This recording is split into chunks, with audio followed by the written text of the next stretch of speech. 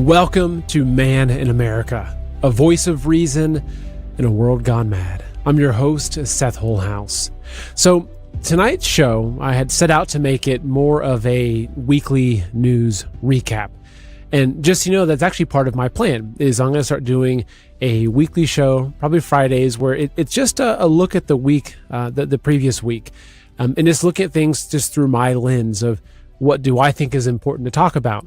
It may not be what's popular or what's trending, but I'm combing through the news constantly, and oftentimes there's things happening that I feel like, gosh, that is incredibly important, yet no one's talking about it. So that will be the opportunity, the time for me to just go over, what am I following? Why do I think certain things are very important? And as I was preparing for tonight's show, and kind of looking at, okay, what are the big stories? There's really this one big story right now, and that's Israel and Iran. And there's a lot of sub-stories to it, including this massive and insane civil war happening among MAGA. I mean, it's gotten kind of crazy, and I think there's a lot behind it, which I'll be getting into. But as I was looking at these potential stories for tonight's show, I think I said to myself, okay, you know what, Seth, let's just focus on Israel, Iran. Okay, so I'm going to be, basically the whole show tonight. I'm going to just be walking you through how I understand what's happening over there. I will be the first to admit that I find the Middle East extremely confusing. I mean, I think it's probably designed that way, but the complexity of what's happening in the Middle East is just, it's hard to wrap your head around. And it is also extremely divisive. Now, I'm not coming to this with some strong agenda, as you'll probably see in the show tonight. I'm just coming to ask questions. It's like, okay, Israel is attacking Iran. Iran retaliates. There's a claim that Israel has nuclear weapons or the potential to build nuclear weapons, and that they have been threatening and chanting death to America, and there's been potential assassination attempts on Trump. So there's a lot that kind of points to Iran as being the bad guys. Yet there's also the kind of large perspective that is, okay, well, this is Israel's war, and yes, they're threatening our president and yelling at him. Does that mean that we're going to go bomb them and destroy their entire society? And should we even be fighting Israel's wars? And why is it that Congress and the Senate and so many politicians and Trump's entire cabinet, basically, why are they all either dual citizen with Israel, heavily funded by AIPAC, very open about the fact that they're very, very strong, almost Israel first instead of America first?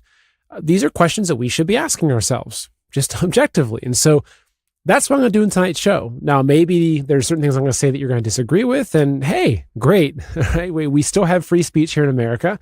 And so I'm freely speaking about what I think, and I look forward to seeing the comments and seeing all the hate mail of the people tell me what they think. And also, actually, there's a lot of really good positive comments, but either way, positive or negative, I do enjoy them. But yeah, so that's my intention, is just in tonight's show, just to walk you through where I'm at in understanding this entire situation. And also there's some part of this that's actually one of the most concerning aspects of that, which I'll be getting into, which is this whole MAGA divide. And yeah, we'll get into that, because I think there's much more complicated things happening there. So first, I want to start off with just the foundation of this entire war, what seems to be that Iran has weapons of mass destruction, basically. I mean, this is kind of Bush 2.0. Actually, I'll play a little reminder video for you. It's like, oh yeah, why do we get into all these Middle Eastern wars? Oh yeah. This guy right here.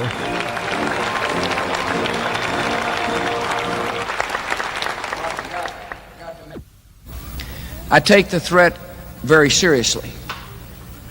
I take the fact that he develops weapons of mass destruction very seriously. I remember the fact that he has invaded 2 countries before. I know for a fact that he's poisoned his own people. He doesn't believe in the worth of each individual. He doesn't believe. So, okay, there you go. We've been through this whole storyline before of weapons of mass destruction. And we later realized that that was kind of a lie to justify getting into a Middle Eastern war. and making Dick Cheney and Halliburton, probably billions and billions of dollars, and seizing oil rights and seizing probably some ancient artifacts that were over there that we want to get our hands on. So, United States doing regime changes is not uncommon. I think I'd saved a map, which I can maybe try to reference. Actually, let me try to pull this up for you really quickly, actually. Because the United States has done an insane amount of regime changes. And actually, let me pull this up. Let me search my bookmark right here. Okay, here we go. So here is one map. This is U.S.-backed regime change operations. They're saying there's been 101 campaigns from 1949 to 2014. Now, especially what we've looked at since the DOJ revealed what was happening with USAID, or even going back into reading The Economic Hitman, John Perkins. If you've read that before, highly recommend it. It's not some sort of conspiracy theory to say that the United States has done massive amounts of regime changes, right? If you look at what's happening in Ukraine right now, it's happened across South America, Africa, the Middle East, all tons of places. Okay. So it's very easy for them to create this justification for these regime changes and say, oh, look, this leader is really, really bad. They're a great threat. And this is just the ones that are kind of more public about. I think actually a lot of times the regime changes, they're not public about it at all. They're very hidden. And all you'll notice is that, oh, wow, there's riots in this country and there's these uprisings and there's a revolution and now they've replaced the leader. And oftentimes those replacements of leaders are at the hands of the CIA and probably Mossad and MI6 and other special intelligence agencies and whatnot. So it's not uncommon to look at that. And so we look at what's happening right now with Iran. That's one of the questions is like, okay, is this some sort of justification for a regime change? Is that what's behind this? Because the idea of whether Iran has nuclear weapons, which really that seems to be the entire justification for this current war, is that Iran has capabilities to produce nuclear weapons. But let's look historically. Okay, so, if you look at old Bush there, forgive me for being a little jaded when our leaders tell us that these bad people across the world have these really bad weapons and we have to go take over their country. Okay, I'm a little jaded on that, but let's just go see. Okay, here's a post that Owen Schroyer put out, who's been very vocal about what's happening. So this is just a short history of Netanyahu talking about Iran having nuclear weapons. I'll play this for you real quickly. It's 47 seconds. If not stopped, Iran could produce a nuclear weapon in a very That's short 2025. time. It could be a year. It could be within a few months. They have 2018. the wherewithal, the stored up, preserved knowledge to make a bomb very quickly if they wanted to do it. Iran 2015. is so dangerous. Weeks away from having the fissile material for an entire arsenal of nuclear bombs. They're very close. They're 6 2012. months away from being about 90% of having the enriched uranium for an atom bomb. Iran is gearing up to 2006. to produce 25 bombs, atomic bombs a year, 250 bombs in a decade. Ladies and gentlemen, 96. time is running out. Iran will be capable 95. of producing alone, without importing anything, nuclear bombs within 3 to 5 years. If not stopped, So very short time. there we just have a timeline literally going back 30 years of Netanyahu claiming that Iran either had nuclear bombs or had the potential to produce them and would be producing them within 6 months. Or so again, don't blame me for not believing these leaders when they say that we must go to war because they have nuclear capabilities. Now, what's interesting is that a lot of people were quoting a recent report, I think it was put out a month or two ago by Tulsi Gabbard, in which they said that they did not find evidence of this nuclear program that these leaders have been talking about. Now, Trump was just speaking to media today, and he's saying that that's wrong. Okay, so let's go ahead and play this really quickly here. This is a 16-second clip. What intelligence do you have that Iran is building a nuclear weapon? Your intelligence community has said they have no evidence that they are at this point. Well, then my intelligence community is wrong. Who in the intelligence community said that? Your director of national intelligence, Tulsi Gabbard. She's wrong. So, and again, I find this strange, right? Just kind of strange that this reporter says people in your intelligence community are saying that there's no evidence of this nuclear program in Iran. And I would have thought that Trump would have known exactly who had said that, where it was coming from. But his first question is, who said that? And the guy says, oh, it's your director of DNI, your head of DNI. And he says, well, she's wrong.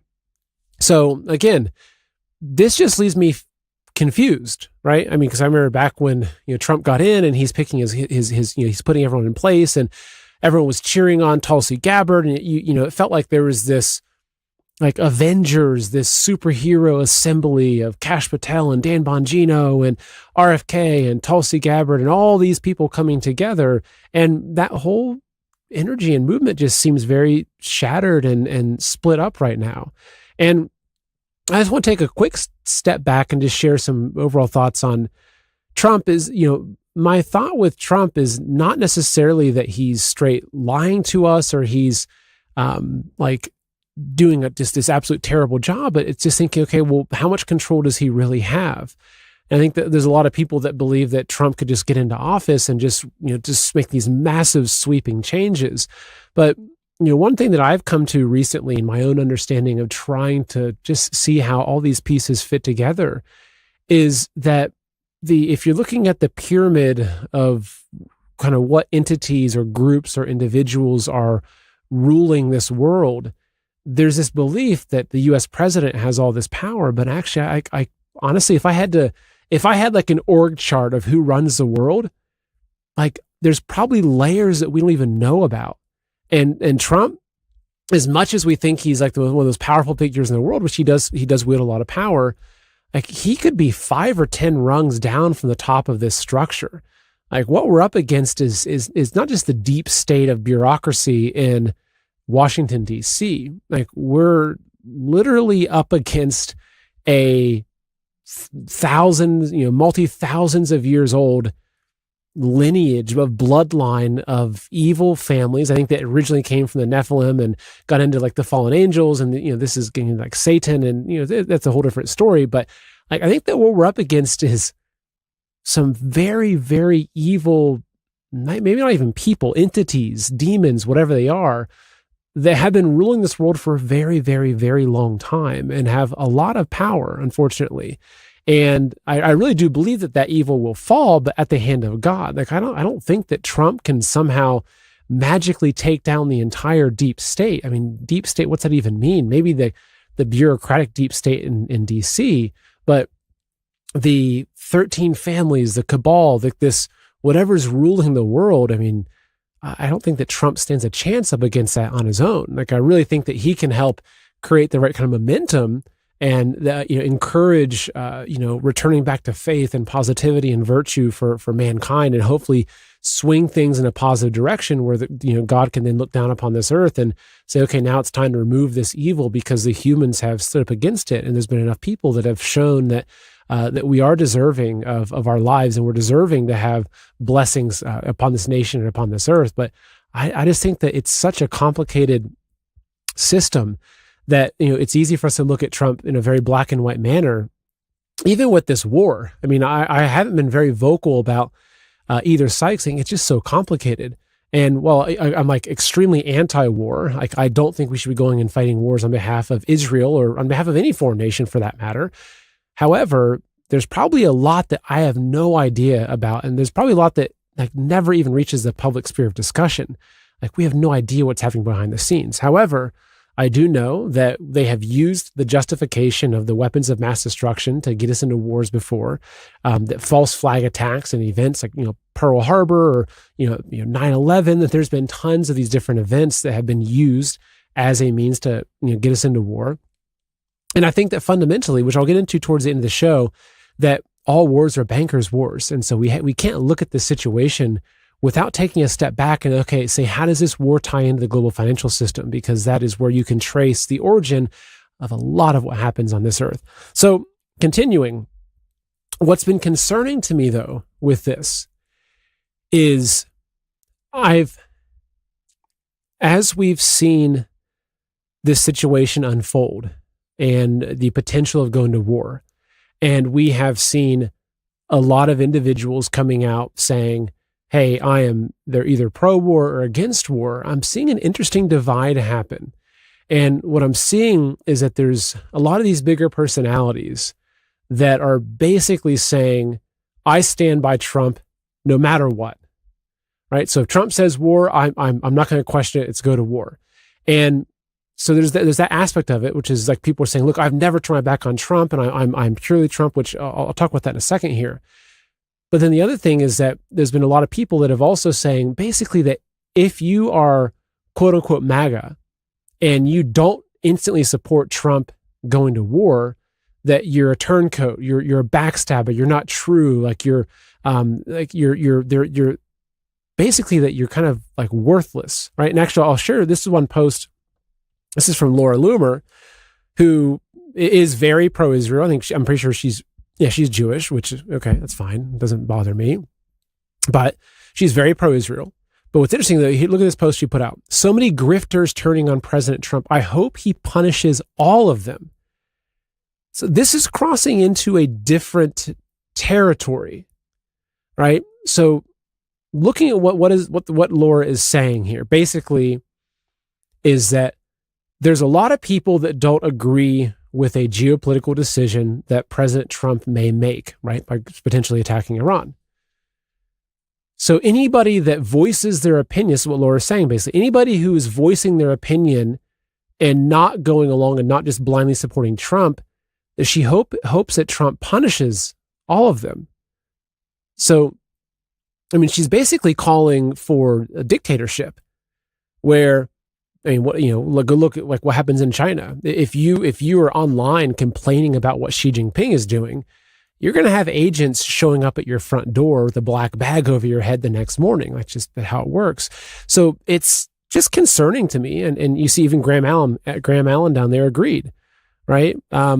It's just, this is kind of a concerning trend that is emerging out of this, that it's like if people don't support Trump or saying, hey, look, Trump, I didn't vote for this. Like I wanted the peace president. I wanted you to come in and not take us into war.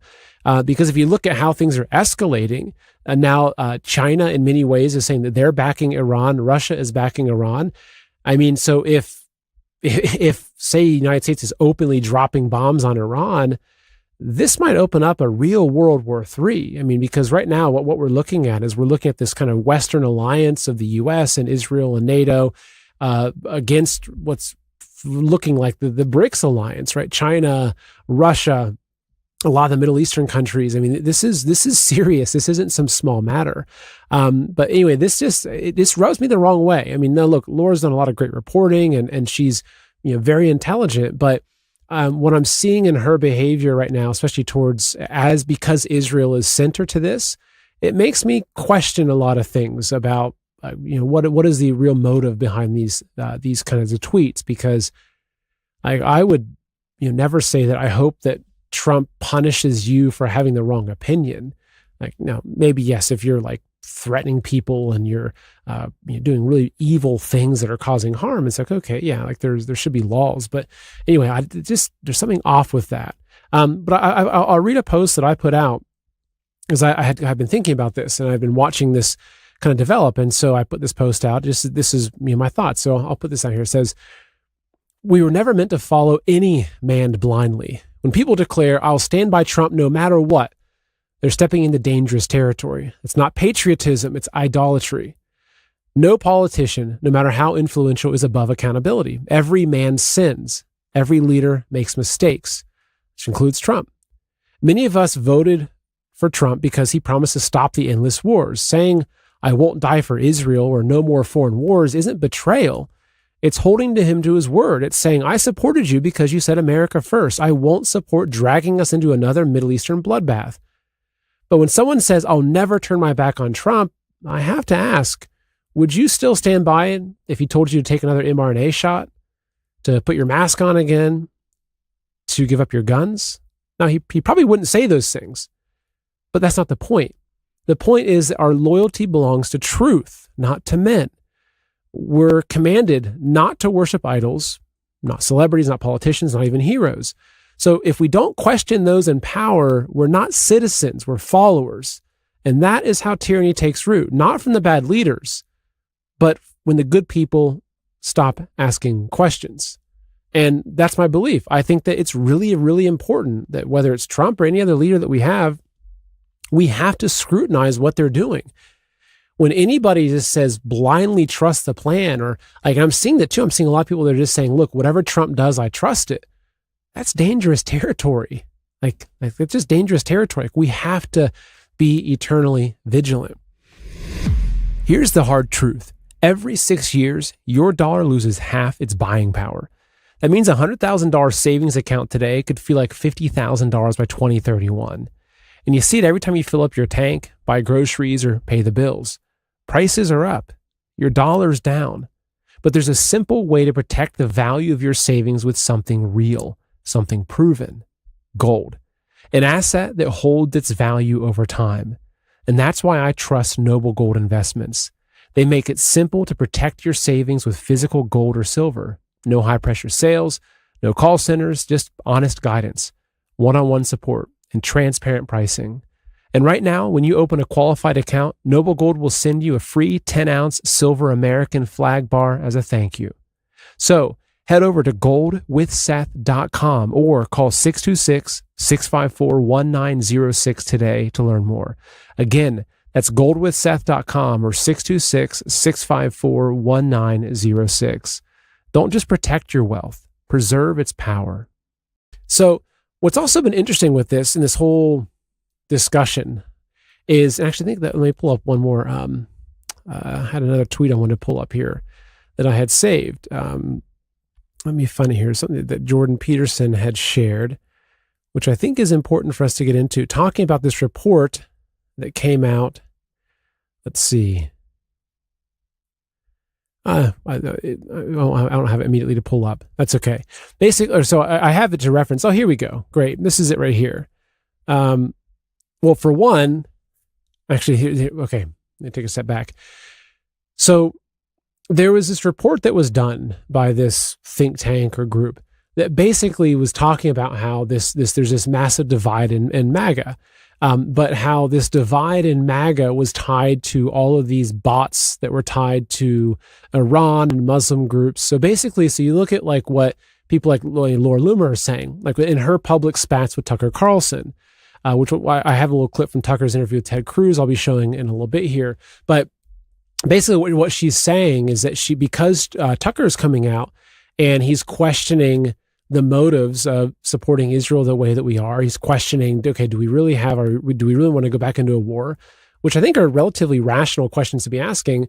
What she's saying is that Tucker is being funded by Muslims. And she had a report that she kind of released that it seemed to be not that accurate, talking about how Tucker was being funded by, I think it's pronounced Qatar, like Qatar, people call it Qatar, I think it's called Qatar.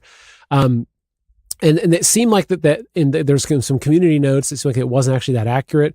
However, what's happening though is that what we're seeing is that it's like the people that are pro war, the people that are supporting and falling in line saying, look, we'll support Israel to the death.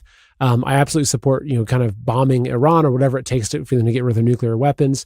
It's like those people are becoming part of like the approved group, but then people that are not a kind of part of that group, they're being accused of being pro-Muslim, kind of taking money from the Middle East. There's been a lot of accusations, being thrown around about people, taking money from foreign countries.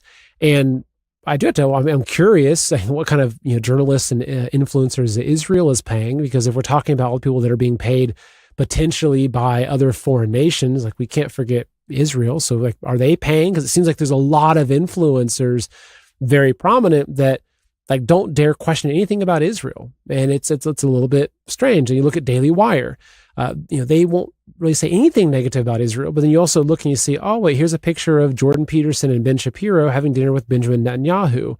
Or if you look at Tim Pool on his show, where, again, he's very careful about anything as it relates to Israel, whether you're talking about the ship that was the false flag with the naval ship that was blown up or any other number of things.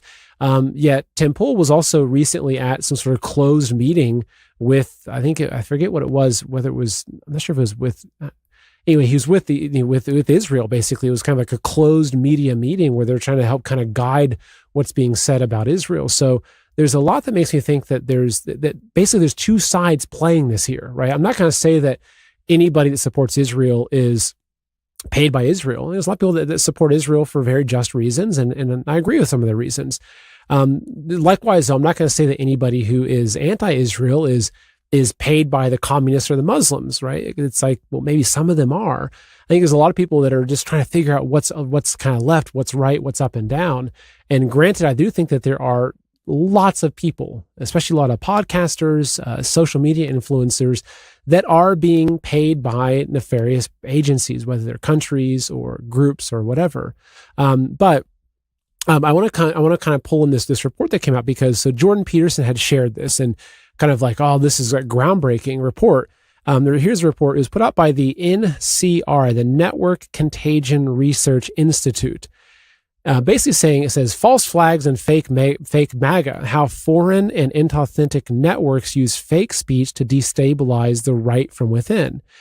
Now, it's a pretty big report, a 22-page report. I'm not going to go into all of the specific details, but what they're identifying here is that there is this bot army, they're saying is like a pro-Russia, pro-Iran, kind of pro-Muslim bot army that is really kind of working to create this division. So again, the division that I've mentioned so far, especially with Laura Loomer being at the center of a lot of that, because she's very vocal about what she thinks, and she's been attacking a lot of people unapologetically, which, look, I commend people for going against the grain and for saying what they really think. But you look at the division that's being created by that, it's like you're either with Israel and you support the kind of unconditional destruction of Iran on behalf of Israel and on behalf of protecting America from potential nukes in Iran, which again, we talked about that, and I'm suspicious about whether that's even true or not. So there's been this division that's kind of started here, but simultaneously you have this other report that just so happens to come out at this exact time saying that a lot of these big voices that are opposing the war, that are opposing Israel, are bots or are paid actors, or there's all kinds of suspicious behavior around them. And so my first question with this is like, okay, well, this Network Contagion Research Institute, who's behind it, right? Who's paying for this? Because I think that, you've probably seen this too, that a lot of times like, oh, this report comes out about, racism in America. It's like, okay, who funded the report? It's like, oh, it was a report funded by George Soros. Okay. Yeah. I know where to file that report. So looking at, who the leadership team is, right? So the top person on the leadership team is Joel Finkelstein. He is the chief science officer and co-founder. Okay, that's fine. So Finkelstein, probably a Jewish name. It's not a problem, right? I mean, but maybe is it a coincidence or not? Well, it just so happens to be that this guy was also one of the prominent people at the ADL, right? The Anti-Defamation League, which is a extremely pro-Israel organization. So again, looking at the timing of this, you've got this huge divide happening. It's basically within MAGA. Now, keep in mind, over the last, I'd probably say 6 months, the whole kind of questioning of Israel and people kind of questioning, do they support Israel, or who's behind Israel, or are the Jews involved? Like, this whole dialogue has really become very, very mainstream. And you're seeing a lot of people being very vocal about this. I mean, you're even having like AI translated speeches from Hitler going viral on TikTok and stuff. So like, people are questioning narratives or questioning things that haven't been questioned for quite some time. You've got a lot more people publicly talking about World War II and what they call revisionist history. And so people are asking some questions that I think are very, very fundamental. And I think that the people that don't want those questions to be asked are uncomfortable. And so part of, if you look at what's happening right now, and you look at a lot of the recent anti-Semitism laws that have been pushed for in America, it just seems like that there is some sort of initiative to make sure that this growing, I think, more populist movement that is saying, look, we're not just going to go fight whatever war Israel says, or we're not just going to stand by them. Like I'm truly America first, and I don't care what other country, what their problems are, those are their problems. It just seems like that there is some sort of inorganic kind of movement to make sure that populist movement of questioning Israel does not gain too much traction. And so if you look at what's currently happening now, even Laura Loomer calling for Trump to punish the people who are second guessing what he's doing in relationship to Israel and Iran. You look at this report coming out saying that, all these people, these prominent influencers that are questioning Israel, they've got Iranian and Russian bots behind them. It's just kind of an odd scenario. It feels like there's some sort of social engineering operation happening right here. Now I'll go to Champagne Joshi over on Twitter, who actually does a great breakdown of the people that are actually behind this report. He says, I'd like to take a wild guess about who funds the Network Contagion Research Institute, the organization who made this report, this article, and Professor Peterson is referencing, because again, Jordan Peterson was referencing this. He says, your boy wasn't going to just take it at face value given the peculiar timing of its release and the very convenient findings. Again, he's seeing the same thing I'm seeing. You'll never guess. So these are the different organizations that have ties to it. The Anti-Defamation League, George Soros' Open Society Foundations, the Charles Koch Foundation, Hetz, an Israeli organization that has privately raised funds for NCRI, the Israel on Campus Coalition. It said in 2021, the ICC donated $335,000 to the NCRI for a grant to build social media analysis. That's not all. According to a 2021 PBS article, it says a dinner meeting in October 2019 at Princeton University would change the NCRI's orbit. There, Finkelstein, the founder of NCRI, found himself sitting across from General John R. Allen, president of the Brookings Institution and a retired four-star general and former commander of the NATO and U.S. forces in Afghanistan. He told Allen what he was doing, and he was instantly intrigued, Finkelstein said. It would turn out that it was Allen who opened all the doors for me going forward. So now we have NATO and Pentagon involvement. Oh, but that's not all. Let's take a look at the strategic advisors. So these are the different advisors in NCRI, the director of research at Google, a psychiatrist and retired U.S. Army Brigadier General. Basically, the list goes on, right? These are pretty serious people. So again, if we look at this, the timing of all this happening, and then you have this report that comes out that says, this is why there's this huge divide in MAGA, because we have all these Russian and Iranian and all these bots that are kind of amplifying. And actually the real Americans, this is also what they're saying, is that there's a study that Mark Levin was kind of hammering on. This study supposedly is this polling that said, I think it was upwards of like 80% of conservatives actually were pro-bombing Iran. And that doesn't make sense, right? And you know that they can use polls and surveys and all these things to manipulate public opinion. So it just seems like most Americans, actually, I'll show you. Let's see right here. Charlie Kirk, who is very, very, very pro-Israel. Like, don't you dare question Israel at one of his kind of, ask me anything type of questions. He gets pretty moved if you do. But he put a poll out there saying, should the U.S. government get involved in Israel's war against Iran? 90% of the people said no. Now, keep in mind, this is almost 500,000 votes with, almost 7 million views. I would say that, a lot of the followers of Charlie Kirk are probably going to be more pro-Israel than, say, followers of Jake Shields, right? There's nothing inherently wrong with that. Just saying that, I like prepping. I'd say that a lot of my followers are probably more into prepping than someone who's watching a channel on sports, right? It's just a kind of basic extrapolation of information there.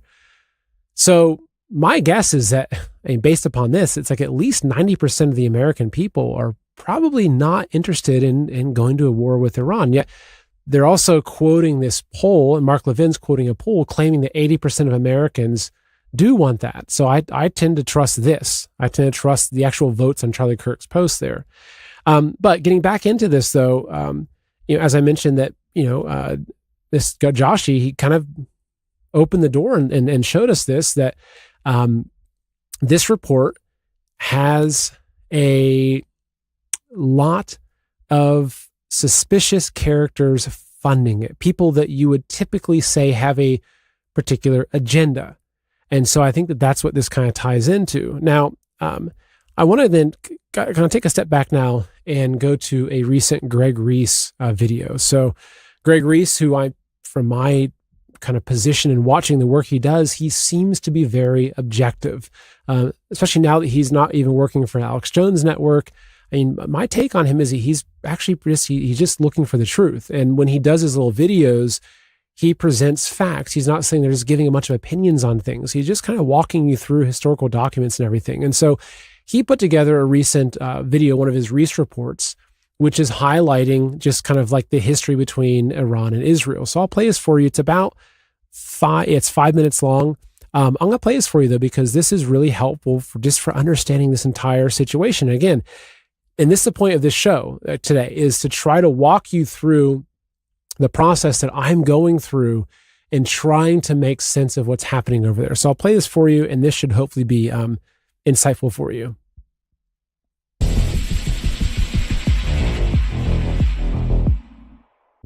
An Arab Palestine is a threat to Great Britain and a menace to the world. A Jewish Palestine is an asset to Great Britain and a blessing to the world. From its inception, Israel began the ethnic cleansing of Palestinians living on the land given to them by the British Crown. The new Israelis used biological warfare by poisoning village wells, which was considered a war crime, but ignored. In the early 1970s, Israel supplied weapons and intelligence to aid South Africa's apartheid movement in return for weapons-grade uranium. In 1982, thousands of Palestinians were executed in Israeli-run refugee camps, and the UN General Assembly labeled it an act of genocide. In 1994, Israel supplied weapons to support the Rwanda genocide, which murdered about 800,000 people. In 2006, Israel was accused of war crimes after deploying cluster bombs in civilian areas. Israel supplied weapons and training to South Sudanese forces during their civil war, where war crimes were rampant. Israel sold weapons to Myanmar's military during its 2017 Rohingya genocide. Meanwhile, British imperialism has been infiltrating Persia for over a century. In 1891, the Qajar dynasty sold Persia's entire tobacco industry to Britain for £15,000. In 1902, they sold exclusive oil rights to Britain, who then formed the Anglo-Persian Oil Company. In 1935, when Persia was renamed Iran, the name was changed to the Anglo-Iranian Oil Company. Iranian leadership had all the appearances of being vassals to the British Crown, until 1951, when Iran elected Mohammad Mossadegh as prime minister and voted to nationalize their oil. Time magazine called him the Iranian George Washington and Man of the Year, but the British view was that Iran had just stolen their biggest oil source. They organized an international boycott and began seizing tankers carrying Iranian oil. With the help of Alan Dulles and the CIA, British intelligence ran Operation Ajax.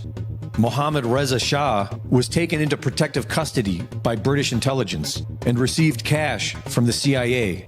After Mossadegh was overthrown in 1953, Mohammad Reza Shah was returned to Iran and put back in power, where he began forming alliances with Israeli businesses and the U.S. military. In 1954, the Anglo-Iranian Oil Company became the British Petroleum Company, or BP, and Mohammad Reza Shah was seen as a puppet of the crown. But things changed. The Shah became critical of Israel after their 1967 war crimes, and by the 1970s, the Shah had initiated the formation of the Organization of the Petroleum Exporting Countries, OPEC, and openly planned to terminate the 1954 Consortium Agreement, which provided Western oil companies 50% ownership of Iranian oil. the Shah officially gave an ultimatum that the consortium agreement would be terminated in 1979. But by 1979, the Iranian Revolution was led by the Ayatollah Khomeini, who was accused a year prior of being a British agent. And the 1954 consortium agreement was nullified by the Islamic Republic. This marked the end of Western control over Iran's oil and the beginning of Iran becoming public enemy number one in the West. After 9/11, Iran became the final target in the U.S. military's long series of destabilizing governments.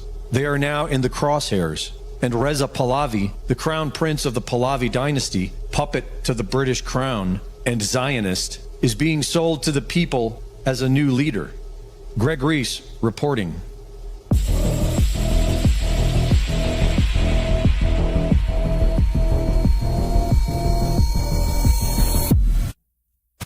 So, again, helpful report. Everything he's showing there. I like how he shows the actual articles where you can go read this information for yourself.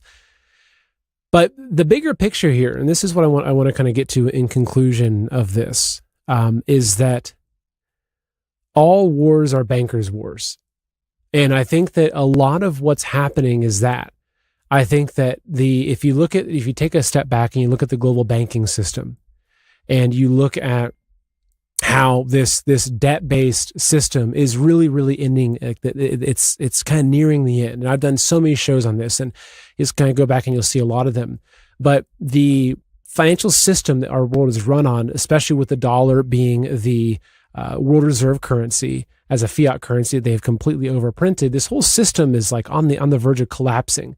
And there's been a lot of people, like Martin Armstrong, for instance, who's said this over and over again, is they need a war, right? They need a war to reset the global financial system. And so that's why you see so many people calling for war. And so whereas a lot of people are saying, look, I think it's, blame Israel. It's Israel, it's AIPAC. They control that. They control the United States politician. Israel is just another puppet, right? You have to remember, go back to the origins of Israel, the Balfour Declaration. I mean, Israel goes straight back into the Rothschilds banking dynasty. I mean, if you look at what's happening, we can't just look at the individual countries, individual leaders. Even Netanyahu is just a puppet, right?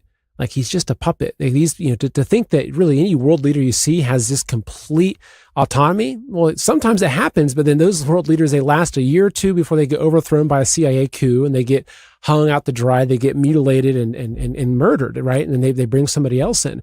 And so I do think that a lot of this goes back to the British Crown. It goes back to the banking families. And it's well beyond just Israel. And actually, I think in a lot of ways, even if you look at the two different kind of opposing forces of this more Western alliance of, you could say, Israel, NATO, the Crown, the United States, up against these BRICS countries and this kind of global tug of war for control over the world. Like, in many ways, I think the same hands are controlling both sides of that. And they're just, and that's what it is, like at every level, right? So you come down to the basic level in America, it's left versus right, it's black versus white. You go up a little bit higher, it's this state versus that state, it's this country versus that country, right? And then at even higher level, it's just, multiple global factions, global cabals that are really kind of fighting back and forth for control over the world. But I think if you keep tracing those things up, you find it's the same evil banking families and kind of bloodlines that are controlling all of this and making sure that our world always has perpetual war. They're using these wars to redraw property lines, to seize different natural resources, to make sure they've got control of the oil, etc. And I think that's really what this is. Like, at a much higher level, there's something much bigger going on here that is bigger than Israel, it's bigger than America. There's a much larger tug of war happening right now. But one thing I did mention that I wanted to cover was just this interview with Tucker Carlson and Ted Cruz. And this again highlights something that I think is worth mentioning. So I'll play just a short clip. So this is Ted Cruz in this discussion with Tucker. Okay, I'll play the first 30, 40 seconds of it. Watch this. I've never taken money from the Israel lobby. Have you? Taken money from the Israel? From AIPAC. So AIPAC raises a lot of money for me, but it's actually a misnomer because the people who raise money are individuals. Right. So it's not the PAC itself, but they're individual members who believe in the American-Israeli friendship and relationship. Is AIPAC a foreign lobby? No, it's an American lobby. It's the AIPAC stands for the America-Israeli Political Action Committee. What does it lobby for? So, to be honest, not a whole lot effectively. Listen, I came into Congress 13 years ago with the stated intention of being the leading defender of Israel in the United States Senate. Great. And I've worked. So I'll play that again really quickly. I'm not sure if he wanted to say this so publicly, but he said that I came into this position, political position, with the stated intention of becoming the number one defender of Israel. Let me play this again. Guys, listen. So, to be honest, not a whole lot effectively. Listen, I came into Congress 13 years ago with the stated intention of being the leading defender of Israel in the United States Senate. Great. And I've worked every day to do that. AIPAC, a lot of times. So anyway, where are our loyalties? Like, you would think that our elected politicians would say, I came into this role to do everything I could possibly do to improve the American empire, to make life better for Americans, to make our country safer and more successful. But when he comes in, his stated intention, right, as he says it very clearly, was to defend Israel. To me, it rubs me the wrong way. It just does.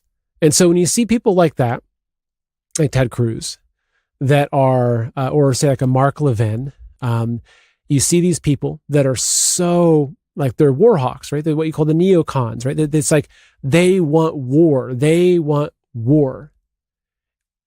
To me, it seems like there's something else pulling the strings here, whether it ties into, say, Epstein and blackmail operations or any number of things. It just doesn't seem like these are people that are like just acting out of their own goodwill for America. Like, there are so many agendas happening here. But I will kind of finish up with one short video from Putin. And look, I'm not saying I'm pro Putin. I'm just like, he's a world leader. I listen to what the world leaders say. So let me just play this little quick video here. It's a minute 50 long. I may not play the whole thing, but I want to just play this for you because it's helpful to understand what happens at the upper levels of politics, things that we never see, we never know about. I think he reveals a little bit here. Now he's speaking. I'm not sure if for the podcast listeners, I might read over what he's saying because I think that it's not translated into English, so you can listen to it. It's just the captions in the video. So I will give the audio translation for this. I've already spoken to 3 U.S. presidents. They come and go, but politics stay the same at all times. Do you know why? Because of the powerful bureaucracy. When a person is elected, they may have some ideas. Then people with briefcases arrived well-dressed, wearing dark suits, just like mine, except for the red tie, since they wear black or dark blue ones. These people start explaining how things are done, and instantly everything changes. This is what happens with every administration. Changing things is not easy, and I say this without any irony. It's not that someone does not want to, but because it is a hard thing to do. Take Obama, a forward-thinking man, a liberal, a Democrat. Did he not pledge to shut down Guantanamo before his election? But did he do it? No, he did not. And may I ask why not? Did he not want to do it? He wanted to, I'm sure he did, but it did not work out. He sincerely wanted to do it, but not succeed, since it turned out to be very complicated. This is not the main issue, however, even though it's important. Since it's hard to fathom that people have been walking there in chains for decades without trial or investigation. Can you imagine France or Russia acting this way? This world would have been a disaster. But it is possible in the United States and continues to this day. This refers to the question on democracy, by the way. I refer this example just to show you that it's not as simple as it may seem. That said, I'm cautiously optimistic, and I think that we can and should be able to reach agreements on key issues. So I can stop there with that. But basically, what he's saying is that it's like these elected officials, they walk in, they think that they can do certain things, but on day one, they get taken into a back room, they get sat down, people with suits and dark ties, and they're told how things are going to be. And so did Trump have that same experience? Did he have all these campaign promises, Kash Patel, Dan Bongino, Pam Bondi. A lot of these people have the greatest of intentions until they entered into this beastly system and they're told how things are going to be. I don't know. Like, I would like to believe that these people all have the best of intentions for our country and maybe they're working within their current restraints. Like, look at RFK Jr. I think that he hasn't had these secret meetings with Big Pharma where they explain things, how things really work. Like, the system that we're up against it's not easy. And so, like, when I look at people, they're now like they're anti-Trump now. Say, look, he's completely turned his back on us and everything. Like, well, okay, yeah, there are certain things I do feel like, okay, that's not what I was wanting. But I'm not going to be so naive to think that he has just full power. Like, who's commanding what he is doing? Because he's up against, again, like this multi-thousand-year-old death cult that wants to exterminate mankind. Like, I have no idea what those closed meetings are looking like for him. But we still have to hold our leaders to what they promised us. And so that's why I'm very vocal. Like, I'm glad that Trump got in as opposed to Harris. Like, maybe you're the same. I'd assume so if you're watching this show. But I'm still going to be second guessing what he's doing and saying, hey, like, it's my responsibility, like, as a citizen of this country, to keep our leaders in check. And so I'm going to do that. But I think it's just really complicated. And that's kind of what I was showing you with this show today, is I think that there's a lot of hidden hands that are controlling the charade or the kabuki theater that we're seeing. And the arguments on Twitter, these reports that are coming out, like, all I can sense is that right now there's some sort of very significant psychological operation going on, and it's hitting like all areas. It's hitting all segments of the population. It doesn't matter whether you're like alt-right or center-right or center-left or far left. It's like there's an operation going on like with all of us, and that's just my sense with this. There's something much bigger that's happening here. And so hopefully this was helpful, like the what I pulled together for you. In closing, I do have something kind of fun to show you. This, I think this might be an AI video that was generated, but there's some funny stuff coming out. And I think that we have to kind of end this on some laughs. So, there's nothing I love more to laugh at than just good sarcasm. So I'm going to show you this. This is a video that was produced. I'll just play it for you. You're going to enjoy this. It's obviously, it is a tongue-in-cheek video. It's a parody video. It's not real. Welcome back to Jake Geek TV News. The average American can't figure out why they feel like absolute trash. We go live to a triple-boosted science truster who says, it's just her genetics. It's just genetic? Yeah, literally. I never eat red meat. I switched to seed oils only because, health. And here I am. We're here with a man who's just glowing from head to toe. Sir, what's your secret to your health? Statins and blood pressure meds. Hold up, I'm about to have a heart attack. What's your secret? Just avoid the sun. I have skin cancer. That's why I do this. Good thing they listen to their doctors. Not much more they can actually do. True. Let's thank Big Pharma for being the main source of funding of all of our propaganda. Sponsored by Pfizer, the largest criminal organization to ever do it. We promised to take the red dye out of the Skittles. Oh, thank God. Red dye was the real emergency. Let's not talk about the other colors, the fluoride, the chemtrails, and the deadly mRNA altering our DNA. Back to you, Jenny. Thanks, John. We're here at the local 7-Eleven and want you focusing on what's in the candy. And this way, you won't notice the rising autism and heart disease in children.